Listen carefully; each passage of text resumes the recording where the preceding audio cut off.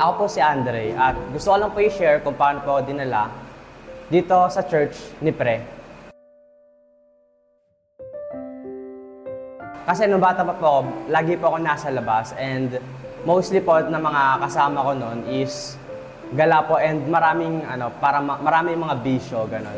And nakaranas po ako nung bata pa ako na makatikim na po ng alak, makatry po ng magsigarilyo, ganon po.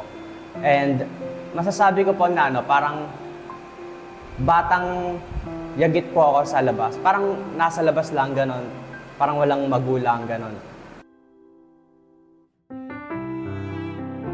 Nung grade 7 po, inimbitahan po ako ng kaibigan ko na sumama daw po ako sa kanya.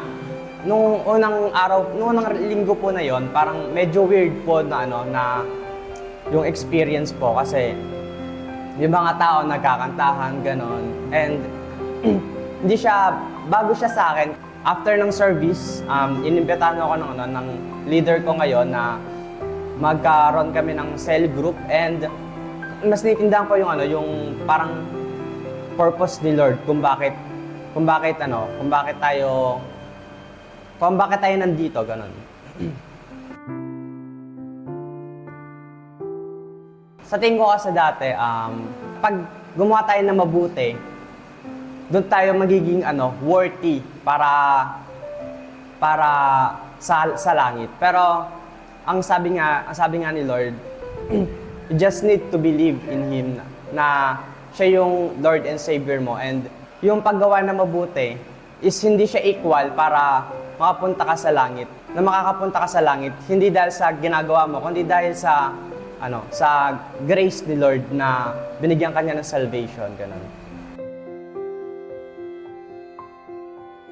Kasi ngayon, sa kabataan, prone tayo sa parang anxiety, ganon, failure, parang fear of missing out, ganon. Mensahe ko pa para sa mga natatakot kay Lord, natatakot na lumapit kay Lord is subukan nyo na lumapit kay Lord. Try nyo i-challenge si Lord na iparanas niya yung pag-ibig niya sa'yo. And I am sure na pag ginawa mo yon, mararanasan mo talaga yung pag-ibig ni Lord. Yung peace, yung love na never mo pang naranasan is mararanasan mo sa Kanya. Ako po si Andre at ito po ang aking testimony.